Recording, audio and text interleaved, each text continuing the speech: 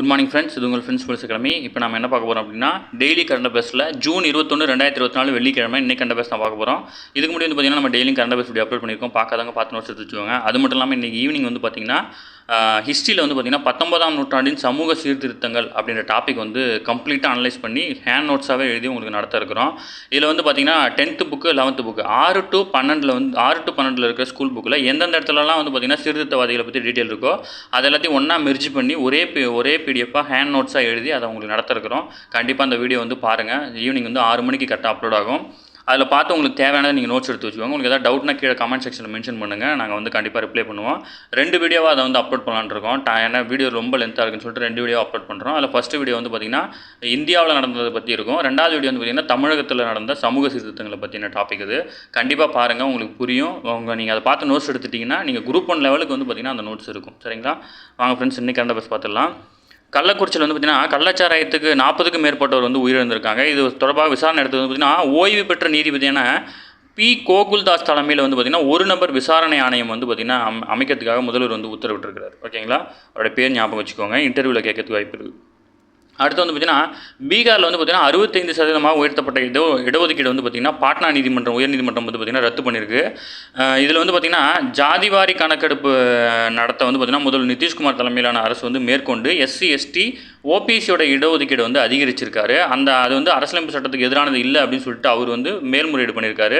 இதில் வந்து பார்த்திங்கன்னா தமிழ்நாடோட ரிசர்வேஷன் பார்த்திங்கன்னா 69%. ஓகேங்களா?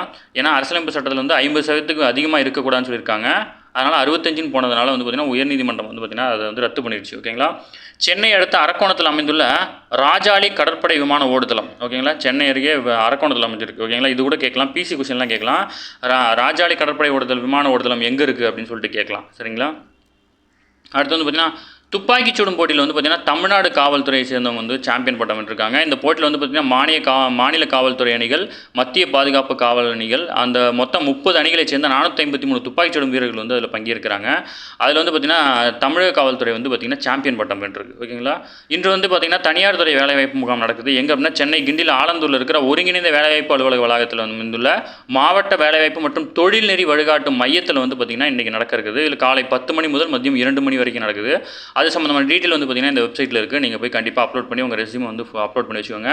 அது மட்டும் இல்லாமல் இந்திய விமானப்படை வீரர் தேர்வுக்கான விண்ணப்பம் வந்து பார்த்திங்கன்னா ஜூலை 28ஆம் தேதி வரை வந்து கடைசி தேதி இருக்குது. கண்டிப்பாக அப்ளை பண்ணுங்கள்.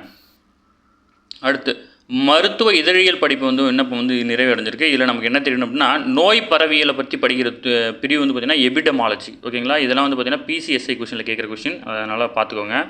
அடுத்து நார்வேல இருக்க ரோகாலாந்தில் நடைபெற கடலுக்கடியில் ரோபோக்களை இயக்கும் போட்டியில் வந்து பார்த்திங்கன்னா சென்னை IIT வந்து பார்த்திங்கன்னா 2ஆம் இடம் பிடிச்சிருக்கு. ஓகேங்களா? அடுத்து வந்து பார்த்திங்கன்னா ஜம்மு காஷ்மீர் பேரவைத் தேர்தல், அதாவது பார்த்திங்கன்னா கடந்த 2019ஆம் ஆண்டு பார்த்திங்கன்னா ஜம்மு காஷ்மீருக்கு சிறப்பு அந்தஸ்து வழங்கின ஆர்டிகல் 370 வந்து நீக்கம் பண்ணி புதிய சட்டத்திட்டம் வந்து கொண்டு வரப்பட்டுச்சு.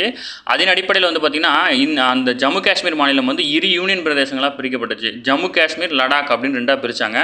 இதில் வந்து பார்த்திங்கன்னா ஜம்மு காஷ்மீரில் மட்டும்தான் சட்டப்பேரவை இருக்குது. ஓகேங்களா? சட்டப்பேரவை உள்ள ஒரு யூனியன் பிரதேசம் அது மாற்றப்பட்டுச்சு. அதில் வந்து பார்த்திங்கன்னா இப்போ தேர்தல் நடக்க போகுது. ஓகேங்களா? 10வது சர்வதேச யோகா தினம் வந்து பார்த்திங்கன்னா இன்றைக்கி வந்து கொண்டாடுறாங்க. ஸ்ரீநகரில் இருக்கிற காஷ்மீர் சர்வதேச மாநாட்டு அரங்கில் 6:30 மணி அளவுக்கு வந்து யோகா தின சிறப்பு நிகழ்ச்சி வந்து நடைபெற இருக்குது. இதில் வந்து பார்த்திங்கன்னா 7000 பேர் பங்கேற்க இருக்கிறாங்க. ஓகேங்களா?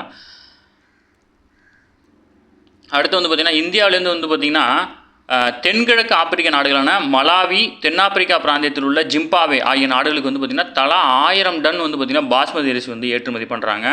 இதை வந்து பார்த்திங்கன்னா தேசிய கூட்டுறவு ஏற்றுமதி நிறுவனம் மூலம் வந்து பார்த்திங்கன்னா இந்த அரிசி ஏற்றுமதி வந்து நடைபெற இருக்குது. இதற்கு முன்பு வந்து பார்த்திங்கன்னா நேபாளம், Cameroon, Guinea, Malaysia, Philippines, Seychelles ஆகிய நாடுகளுக்கு வந்து பார்த்திங்கன்னா நம்ம அரிசி ஏற்றுமதி பண்ணியிருக்கோம். இதுக்கு முன்னாடி வந்து பார்த்திங்கன்னா அரிசி ஏற்றுமதி வந்து பார்த்திங்கன்னா தடை பண்ணியிருந்தாங்க. ஏன்னா அரிசியோடைய விலை அதிகரிப்பின் காரணமாக விலை கட்டுப்பாட்டில் வைக்கிறதுக்காக வந்து பார்த்திங்கன்னா அரிசி ஏற்றுமதி வந்து தடை பண்ணியிருந்தாங்க. இதில் வந்து பார்த்திங்கன்னா இந்த நாடுகளுக்கு வந்து பார்த்திங்கன்னா அரிசி ஏற்றுமதி வந்து வழங்குறாங்க. ஓகேங்களா?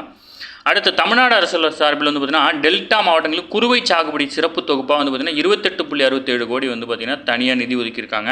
இதில் வந்து பார்த்திங்கன்னா மேட்டூர் அணை எப்போ கட்டி முடிச்சாங்க அப்படின்னா 1934. ஓகேங்களா? ஒன்று ஒரு மார்க் கொஸ்டின் இம்பார்ட்டன்ட் மட்டும் மார்க் பண்ணியிருக்கேன், அதை மட்டும் படிச்சுக்கோங்க. அடுத்து வந்து பார்த்திங்கன்னா மக்களவையின் இடைக்கால தலைவராக P. மஹதாப் வந்து நியமனம் பண்ணியிருக்காங்க. அதில் வந்து 18வது மக்களவைத் தேர்தலின் இடைக்கால தலைவராக பத்ருஹரி மகதாப் அவர் வந்து பார்த்திங்கன்னா வியாழக்கிழமை நியமிக்கப்பட்டார். ஒடிசா மாநிலத்தில் வந்து பார்த்திங்கன்னா கட்டாக் மக்களவை தொகுதியிலிருந்து எம்பியாக இவர் ஜெயிச்சு வந்திருக்காரு. அரசியலமைப்பு சட்டம் 95 1வது பிரிவின் படி பார்த்திங்கன்னா இவரை வந்து மக்களவையின் இடைக்கால தலைவராக நியமித்து குடியரசுத் தலைவர் வந்து ஆணை பிறப்பிச்சிருக்கார். ஓகேங்களா, ஏன்னா மக்களவை கூட்டம் வந்து கூட இருக்குது அதனால். அடுத்து மெத்தனால் வந்து ரத்தத்தில் கலந்தால் என்னென்ன ஆகும்னு சொல்லிட்டு பாதிப்பு சொல்லியிருக்காங்க. ஏன்னா வந்து பார்த்திங்கன்னா இப்போ வந்து பார்த்திங்கன்னா கள்ளக்குறிச்சி வந்து கள்ளச்சாராயத்தில் மெத்தனால் கலந்ததாக சொல்லியிருந்தாங்க இல்லையா, அதை பற்றி டீட்டெயில் கொடுத்தாங்க. சும்மா தெரிஞ்சுக்கோங்க. சயின்ஸ் டாபிக் அதிகமாக கவர் ஆகிறதுல இதை கொஞ்சம் டீட்டெயிலாக படிச்சுக்கோங்க. கள்ளச்சாராயத்தில் உள்ள மெத்தனால் வந்து ரத்தத்தில் கலந்து அதனால் ஏற்படும் எதிர்விளைவுகள் வந்து வாழ்நாள் முழுவதும் நீடிக்கும்னு சொல்லியிருக்காங்க. இது வந்து பிளாஸ்டிக் ஃபைபர், பெயிண்ட்டுகள், மரப்பலகை போன்ற பொருள்களை வந்து உற்பத்தி செய்வதற்கு ரசாயன மாற்றத்துக்கும் வந்து பார்த்திங்கன்னா மெத்தனாலை வந்து பயன்படுத்துகிறாங்க. தொடர்ந்து மது அருந்தும் நபர்களுக்கு வந்து பார்த்திங்கன்னா டாலரன்ஸ் எனப்படும் தாக்கத்தின் விளைவாக வந்து பார்த்திங்கன்னா அந்த இப்போ அந்த குடிக்கிற மதுவோடைய வீரியம் வந்து அவங்களுக்கு பெருசாக தெரியாது. அந்த வந்து போதை ஏறாத மாதிரியே இருக்கும். அதனால் வந்து பார்த்திங்கன்னா அவங்க வந்து அதுக்கு அடுத்த எக்ஸ்ட்ரீம் லெவலுக்கு போகிறாங்க அப்படின்னு சொல்லியிருக்கிறாங்க.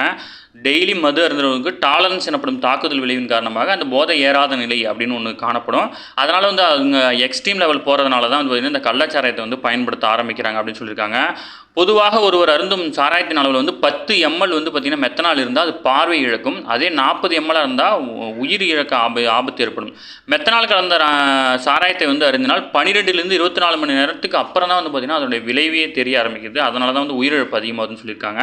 அதேமாதிரி மனித உடலில் மெத்தனால் கலந்தவுடன் குறிப்பிட்ட நேரத்துக்கு பிறகு வந்து பார்த்திங்கன்னா அது வந்து ஃபார்மால்டிஹைட் அப்படின்ற நச்சு பொருளாக மாற்றமடையுது. அதுக்கப்புறம் வந்து பார்த்திங்கன்னா ஃபார்மிக் அமிலமாக மாற்றமடையுது. ஓகேங்களா, இந்த வகையிலான அமிலம் தான் ஃபார்மாலின் அப்படின்ற திரவமாக மாற்றப்பட்டு இறந்தவர்களுடைய பதப்படுத்துறதுக்கு பயன்படுத்துது. ஓகேங்களா, இறந்தவர்களுடைய உடலை வந்து பயப்படுத்துறதுக்கு வந்து பார்த்திங்கன்னா ஃபார்மாலின் அப்படின்ற வந்து திரவம் வந்து பயன்படுது. இது வந்து பார்த்திங்கன்னா எத்தனால்லேருந்து உருவாகிறது தான் அது. அந்த மாதிரி நம்ம உட்கொள்ளும் போது அது உடம்புலேயே வந்து பார்த்திங்கன்னா அந்த ஃபார்மை உருவாக்குது. ஓகேங்களா, அவ்வாறாக மெத்தனால் வந்து ஃபார்மிக் அமிலமாக மாறிவிட்டால் உடனடியாக நரம்பு மண்டலத்தை பாதித்து பார்வை இழப்பு, அதன் தொடர்ச்சியாக கல்லீரல், சிறுநீரக செயலிழப்பு போன்ற வந்து தொடர்ந்து நடைபெறும் அப்படின்னு சொல்லியிருக்காங்க. அதை பற்றி படிச்சுக்கோங்க. ஏன்னா கெமிஸ்ட்ரியில் வந்து மெத்தனால் பற்றிலாம் இருக்குது. இதுக்கு சும்மா தெரிஞ்சு வச்சுக்கோங்க. சப்போஸ் இன்டர்வியூலாம் போகிறீங்க அப்படின்னா இதை பற்றி கேட்குறாங்க அப்படின்னா நீங்கள் பதில் சொல்லணும்.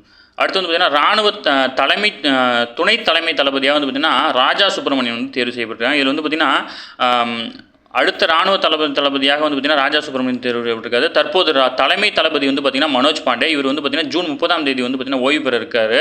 ஓகேங்களா, தலைமை தளபதி. அப்புறம் வந்து பார்த்திங்கன்னா துணை தலைமை தளபதியாக இருந்துட்டு இருந்த உபேந்திர துதிவேதி வந்து பார்த்திங்கன்னா இவர் இடத்துக்கு வராரு. அப்போ இந்த இடம் காலியாக இருக்குது. அதுக்கு தான் வந்து பார்த்திங்கன்னா இந்த ராஜா சுப்பிரமணியம் வந்து தேர்வு செய்யப்பட்டிருக்காரு. ஓகேங்களா,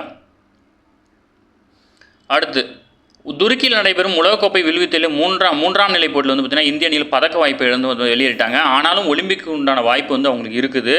இதில் வந்து பார்த்திங்கன்னா ரீகோ மகளிர் அணி பிரிவில் வந்து பார்த்திங்கன்னா இந்தியாவின் பஜன் கவுர், தீபிகா குமாரி, அங்கிதா இவங்க பேரெல்லாம் ஞாபகம் வச்சுக்கோங்க. இவங்கெல்லாம் வில்வித்தை வீரர்கள் அப்படின்னு ஞாபகம் இருக்கணும். ஏன்னா பொறுத்துக்களை கொடுப்பாங்க டிஎன்எஸ் சார்பில்லாம், அதனால் சொல்கிறேன்.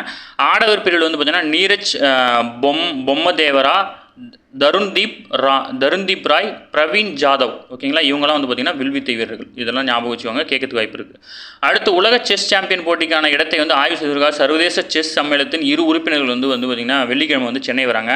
ஏன்னா வந்து பார்த்திங்கன்னா இந்த செஸ்ஸுக்கு வந்து பார்த்திங்கன்னா செஸ் போட்டி நடத்துறதுக்காக 3 இடங்கள் வந்து பார்த்திங்கன்னா அப்ளை பண்ணியிருக்காங்க. ஒன்று வந்து டெல்லி, சிங்கப்பூர், சென்னை, இந்த 3 நகரங்கள். இதில் எங்கே நடத்துறதுன்னு சொல்லிட்டு அவங்க தான் வந்து முடிவு பண்ணுவாங்க. ஓகேங்களா, உலகின் மிக உயரமான ரயில் பாதை சோதனை ஓட்டம் வந்து நடைபெற்றிருக்கு. எங்கன்னா ஜம்மு காஷ்மீரின் ரியாசி பாரமுல்லா வழித்தடத்தில் அமைந்துள்ள உலகின் மிக உயரமான செனாப் ரயில்வே பாலம் வந்து பார்த்திங்கன்னா சேவை தொடங்குவதற்காக 8 பெட்டிகளை கொண்ட ரயில் வந்து அதில் கடக்க வச்சு பார்த்திங்கன்னா சோதனை மேற்கொண்டிருக்காங்க. ஓகேங்களா, ஈஃபில் கோபுரத்தை விட சுமார் 35 மீட்டர் உயரம் கொண்டது இது. ஓகேங்களா, செனாப் பாலம் ஒட்டுமொத்த நீளம் 1315 மீட்டர், வளைவு 467 மீட்டர் மற்றும் உயரம் 350 மீட்டர் வந்து பார்த்திங்கன்னா இருக்குது. உலகின் மிக உயரமான வளைவு ரயில் பாலமாக கருதப்படுது. ஓகேங்களா, முக்கியமானது, நோட் பண்ணிக்கோங்க. அடுத்து வந்து பார்த்திங்கன்னா மேற்கத்திய நாடுகளின் இராணுவ கூட்டமைப்பான நேட்டோவின் பொதுச் செயலாளராக நெதர்லாந்தின் தற்போதைய பிரதமரான மார்க் ரூட்டே வந்து தேர்ந்தெடுக்கப்பட்டிருக்கார். ஓகேங்களா, இவரை எதிர்த்து போட்டியிட்டவர் வந்து விலகியதுனால இவர் வந்து அந்த பதவிக்கு வந்து தேர்ந்தெடுக்கப்பட்டிருக்கிறார். ஓகே ஃப்ரெண்ட்ஸ், இன்றைக்கி கரண்ட் அஃபேர்ஸ் அவ்வளோதான். இன்றைக்கி நம்ம ஃபுல்லாக டீப்பாக பார்த்தோன்னா இதை பார்த்து நோட்ஸ் எடுத்துக்கோங்க. இதை தாண்டி கேட்கறதுக்கு வாய்ப்பு இல்லை. டெய்லி கரண்ட் அஃபேர்ஸை வந்து டெய்லி பார்த்துருங்க, மறந்துடாதீங்க. அது மட்டும் இல்லாமல் நம்ம சேனலை சப்ஸ்கிரைப் பண்ணுங்கள், சப்போர்ட் பண்ணுங்கள், முடிஞ்சாலும் உங்கள் ஃப்ரெண்ட்ஸ் எல்லாம் ஷேர் பண்ணுங்கள். இன்றைக்கி ஈவினிங் வந்து பார்த்தீங்கன்னா 19ஆம் நூற்றாண்டின் சமூக சீர்திருத்த இயக்கங்கள் அப்படின்ற டாபிக் கிளாஸ் வந்து 6 மணிக்கு அப்லோட் ஆகும். நீங்கள் அதை பாருங்கள், கண்டிப்பாக உங்களுக்கு யூஸ்ஃபுல்லாக இருக்கும். குரூப் 1 லெவலுக்கு வந்து பார்த்திங்கன்னா நோட்ஸ் எடுத்திருக்கோம், அதனால் கண்டிப்பாக யூஸ் பண்ணிக்கோங்க. அது மட்டும் இல்லாமல் வந்து பார்த்திங்கன்னா நம்மளோட ஃப்ரெண்ட்ஸ் போலீஸ் அகாடமி அப்படின்ற டெலிகிராம் சேனலில் ஜாயின் பண்ணிக்கோங்க. இம்பார்ட்டன்ட் அப்டேட்ஸ்லாம் அது வரும், நீங்கள் கண்டிப்பாக தாராளமாக யூஸ் பண்ணிக்கலாம். சரிங்களா? இந்த நியூஸ் பேப்பரும் வந்து பார்த்திங்கன்னா அந்த டெலிகிராம் சேனலில் தான் இருக்கும், நீங்கள் தாராளமாக எடுத்து யூஸ் பண்ணிக்கலாம். சரிங்களா? Thank you friends.